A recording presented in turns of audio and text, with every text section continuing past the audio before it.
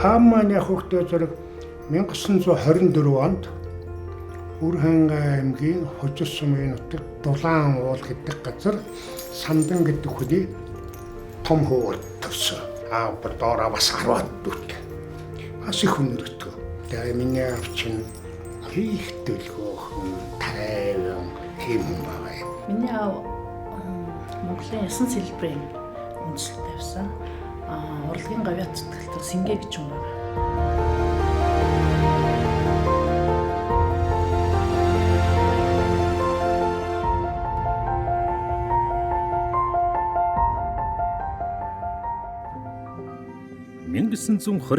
онд одоогийн Өвөрхангай аймгийн Хожир сумын нутаг Дулаан уул хэмээх газар Элдэн бэлийн хошууны лантууд архан жамцын хүү Малчин Самдангийн гэрт нэгэн хөвгүн Мендэснэн хожимо ард олны дунд уран сэлбэрч хэмээн алдаршсан урлагийн гавьяа зүтгэлтэн Сингэ байлаа. Тэр үеийн хүүхэд багчуудын нэгэн адил малын бэлчээрд өдрийг өнгөрүүлдэг байсан Сингэ 5 настайгаас модны үндсээр хурхтай хон сэлсээр нутаг өрөндөө шагшигдэж эхэлжээ.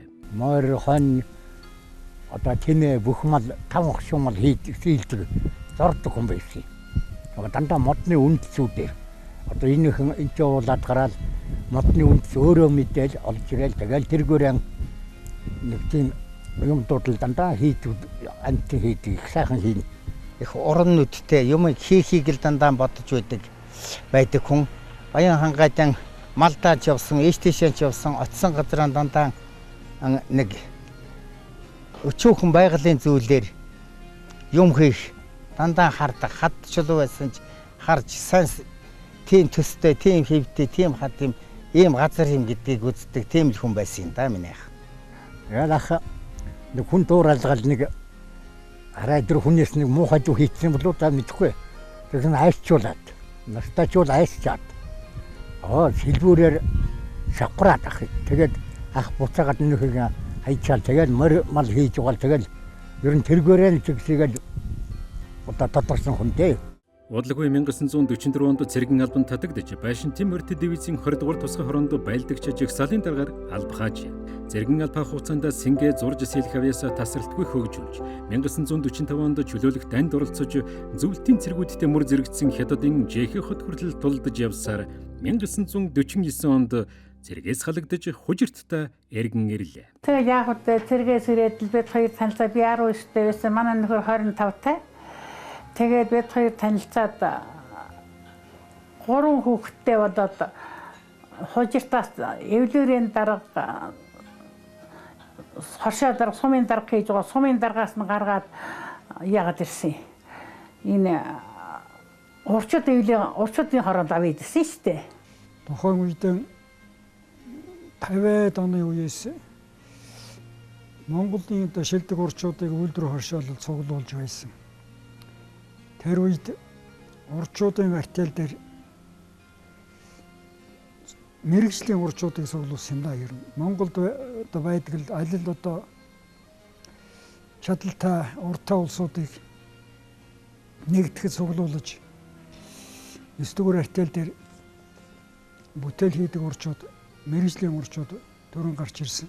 Социалист систем дэлхийд дахин тогтсон энэ хугацаанд манай улс засаг төрөөс ард түмний энэ жинхэнэ ардын урлагийг судлах тал дээр нэлээд их анхаарал тавьсан билээ. Сингэго бол сэлбэрчин хүнийхээ хувьд сэлбэртэй одоо их хайртай. Бүтээлдээ бол их хайртай. Хайрлахын тулд бүтээлээ их айхтар одоо үнэн шудраг эцэст нь хүртэл баталгаатай гүн гүнзгий боловсруулж бодож хийдэг. Хийхдээ бол одоо янз бүрийн одоо элдвийн санаас айдаж нэг бүтээлийг эхлээд ярьж хийж байхдаа ярьж байснаас хойш бүтээл нэлээд удаан одоо сар ч юм уу хэдэн сараар ч юм уу хийх болоход төгсөхдөө тэр бүтээл нь тэр хооронд өөрөө хөгжөөд ярьж байснаас илүү юм их хийдэг, их сайхан болдог. ийм одоо авьяастай хүн байсан. Яг хажуу суугаад ингэж заадгүйч гэлээ гэсэн өөрийнхөө бас тодорхой бидэд бас энийг бас зааж сурах гэсэн бас нөлөөллүүд байсан. Өөрийнхөө эскизийг сайхан хийчээ бид нараас чи ингэж зуруулаа тий. Калькан дээр ингэж буулгуулад бид нараа нөгөө утсан хөрөөгөөрөө ингэж хөрөөдүүлээ тийм ээ.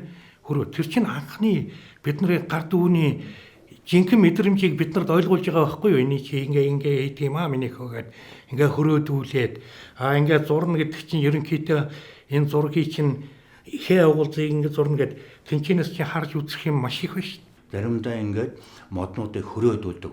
Тэр үед утсан хөрөөгөөд одоо тороосоор нарийн тороосоор хийдэг.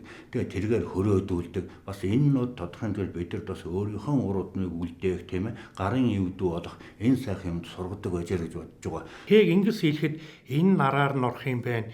Энэ өрөөр нь гарах юм байна. Дээдлийн юуг ингэж хийх юм байна. Энийг налуу ингээд тэрнээс эхлээл маш их юм харж сурч ясан даа ааваасаа. Өдөр шөнөгүй л нөгөө өрөөнд аягүй ажиллаа гэж нөө төлөвлөгөөтэй тий. Одоо тэдэн сарын тэдэнд ийм юм уу гэж цаанаас нь засгийн газраас тий ингээл юм даалгавар өгчтэй тэрийг хийж гэлдэгдэг. Тэгээ тэрийг л өдөр шөнөгүй нүдэл ингээл хийждэг. Өглөө ажил эхлээл ороо 9-10 цаг хүртэл. Ердөөс нөгөө нэг сэлбэрээ хийгээл яана.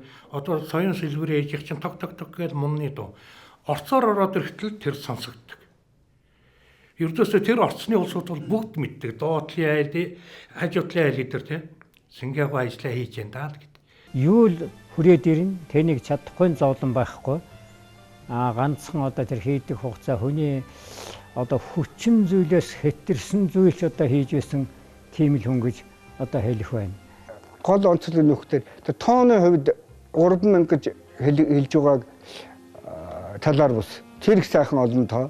Тэрний хажуугаар чанарын өндөр дэвшин гэдэг маань тэр Монгол ясан сэлбэрийн тэр хүн бүтээж болсгүй гоо сайхны сэлбэрт яаж гарах уу гэдэг ухааны төлөөвөл тэр гайхамшигтай би сэтгэлийн 3 урд гიშсэн 3 хүн байсан.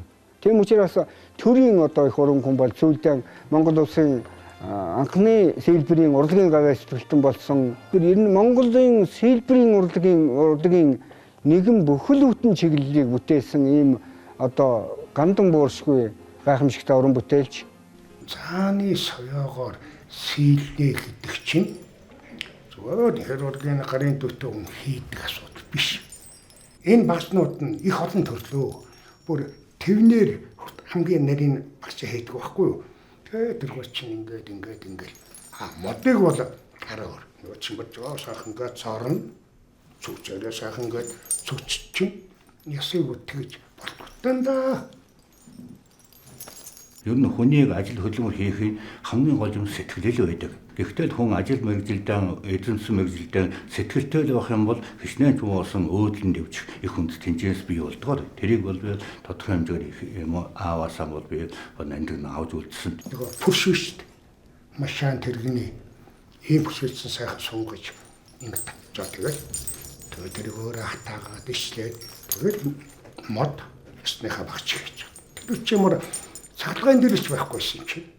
Тэгээ сүйд нэг 60-аад онгоч аав нэг цахилгаан дэрэлтэй болдё. Нэг хөрхөө цаг одоо тэр нь байгаа. Тойчин сэлбэцгүүд олон байсан болохоос нэг 5 гушуу моглоо хөдөө ачхоо нэг юм хийдэг байлаа шүү дээ. Шатар даам шиг. Тэгэхэд миний аав чинь сэдвтэй бүтээл хийж эхэлсэн. Монгол сэлбэрийн урлаг нэг хэв маягт баригдаад байсан тухайн үед Сингэ үүнийг өөрчилж сэдвт сэлбэр хийж эхэлсний нэг нь ардын уран зохиолч Ламсүрэнгийн Хүрэн мөр найраглалаас сэдвлэн бүтээсэн Хүрэн мөр суврал сэлбэр байлаа.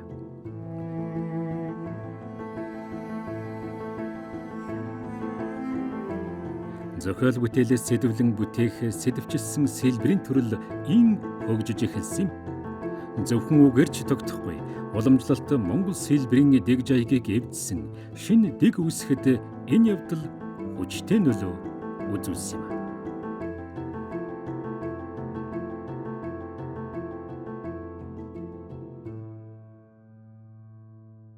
Манай аав маань зөвхөн уран бүтээлээ хийх ажлын төлөө төрсөн хүн. ер нь тэр хүний төсвөр төвчээр хатуу жил гэж ямар байдгийг бид нар тэнцэнээс л мацсараа ойлгосон. Аав нь 6 сар, 8 сар, 10 сар тэнцээ өдөр шөнөгүй тэр уран бүтээлээ хийдэг. Аав нь уран бүтээл хийхэд тэнд бид хэзээ ч орд саад болдгоо. Тэр бол бидний хүмүүжлийн гол онцлог. Аав нь ширээн дээр багжаа бүгдийн дэлгээ тавьсан. Тэрэнд зөвшөөрөлгүй бид нар орж тэрэнд хурж барьна гэж байхгүй. За ээж маань аавынхаа дээр хийж байгаа юмнуудаас оролдож болохгүй ч үл тэрсэн бол бид нар тэрийг л ястагдаг. Миний надад анх сэлбэр захт ингэдэг байсан байхгүй юу? Би одоо нэг морь хамгийн анх хийж байна. Яг ингээд дундуур нь угаад талын сэлээд өгсөн байхгүй юу?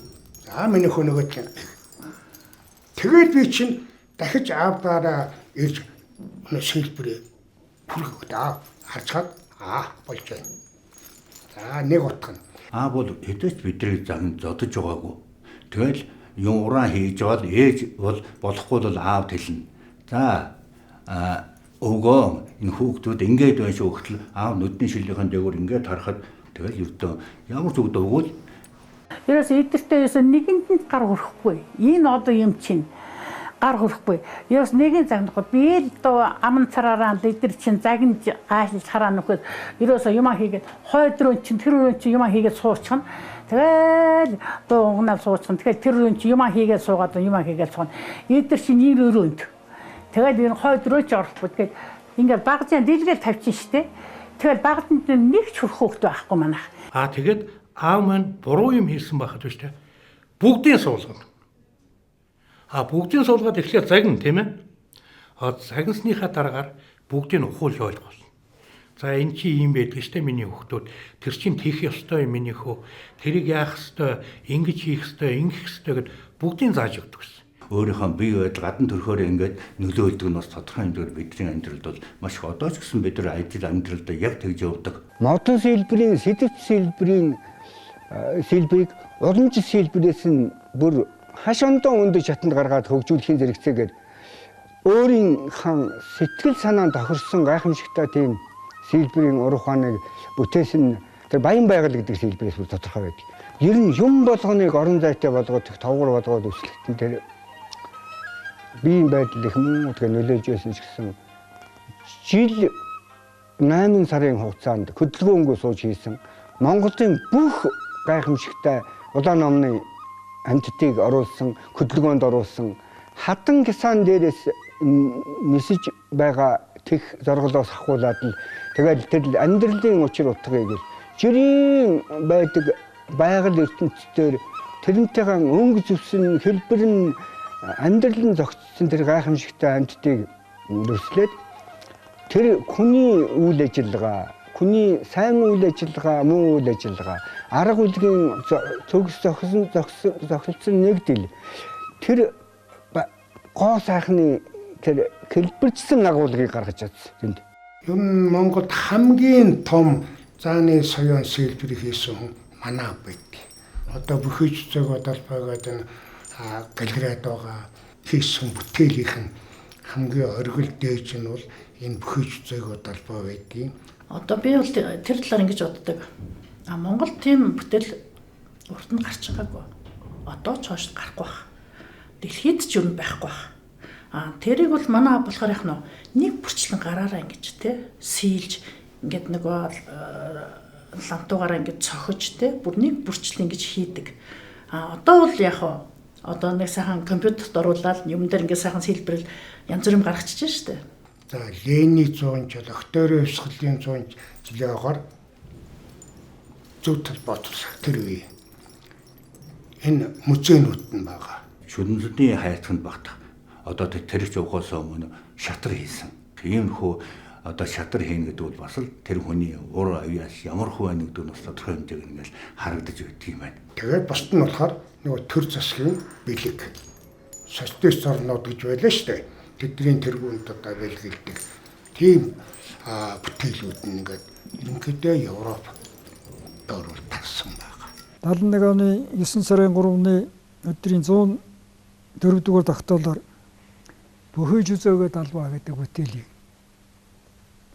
хэмжээгүй үнэллээ гэж тэр үеийн одоо улсууд Монгол даяар, уржуудын ивэл даяар шуугж байсан. Энд бол ингээд хөндөлөд барсаагаас хийлсэн. Энд орж ирээд одоо гарамга мөнгөний сотгуурын гарамга одоо уран хүн бүтээсэн юм шиг овгор тоогор ингэж биетэй бодтой ингэж бүтээсэн. Гэтэл энэ ки дүрс гэж ярьдаг. Ки дүрсийг хүртэл хуралсан. Ки дүрсийн дотор байж байгаа нарийн. Гэхдээ би бодит ки буюу арга бүлгийн сэтгэлгээнийх нь дорн дахны сэлбэрийн одоо дорн дахны уралдах ухааны нарийн ур чадвар технологиг эзэмшсэн хүн учраас тэр богинохон хугацаанд тэр хүний угаасаа 5 наснаас эхлээд л 50 хэдэн нас хүртэл эзэмшсэн 50 хэдэн наснаас хойш их өсрэлтэнд орсон. Тэгээд дараа нь уран бүтээлийн энэ том шидэврүүд юм да сонгодог Монгол сэлбэрийн урлагийн сонгодог том сардаг оргил болтлоо явсан энэ их технологийн нууцыг нээж хэлэхэд их таатай байна.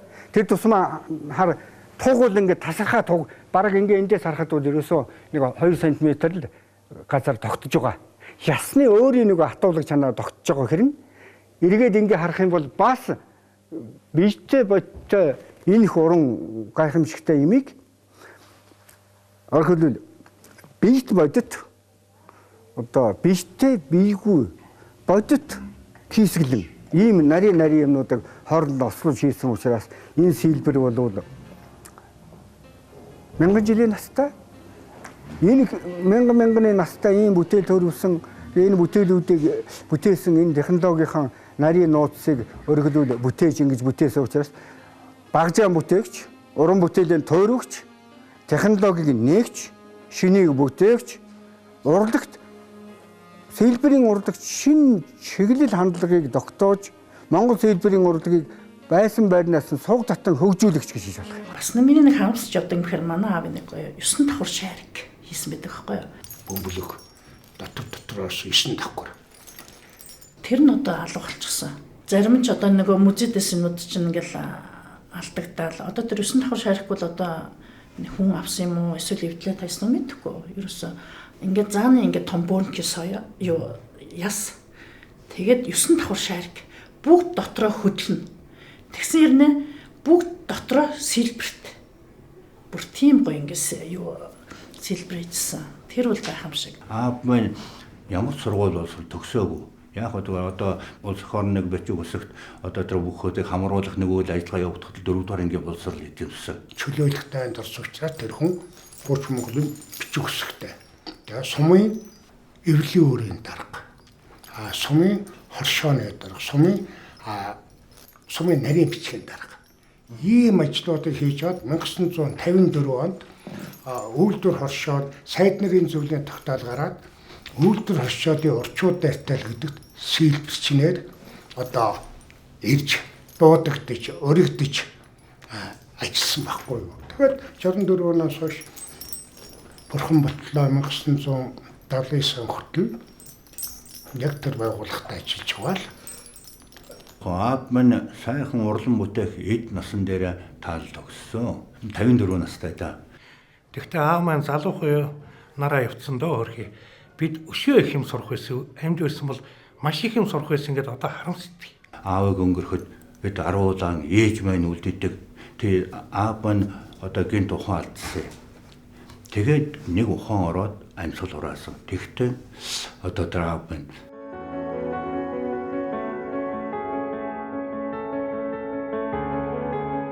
хөөр хэмдэ гэж хэлэл өнгөрсөн байхгүй ээж ороод.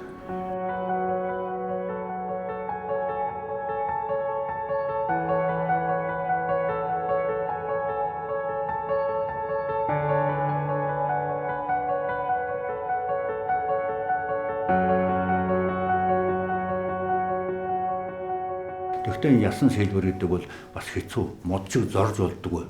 Тэгэл тэр чин дандаа л юмар ингээ мунаар ингээ тогшиж хийдэг. Тэгээ тэр олон тэр нарийн бүтээлүүдийг яаж тэр үед хийдэг байсан арга ухаан гэдэг бол ер нь л агуу. Тэгээ одоо бол яг хөө тэрийг хийх янз бүрийн багц хэрэгслүүд, цахилгаан багц хэрэгслүүд гарсан байна. Тэгээд одооны улсууд ягаад тэрэнд шимтэж тийм сайхан бүтээл хийхэд энийг ашиглаж хийдгүй юм бэ гэдэгт л би зарим үедүүд гайхаж явдаг. Тэгээд аав хүмүүс сайхан тэр бүтээлийг бас энэ сэлбэрчд байна хийгээсэй гэж бас дотроо бас мөрөөдөж явдаг шээ. Ямар ч байсан аавынхаа энэ сайхан мэрэгчлийг л тасалчихгүйсэн болж өгвөл бас өөрөөч нартай өвлүүлчих юмсан гэсэн ийм л бодолтой байна.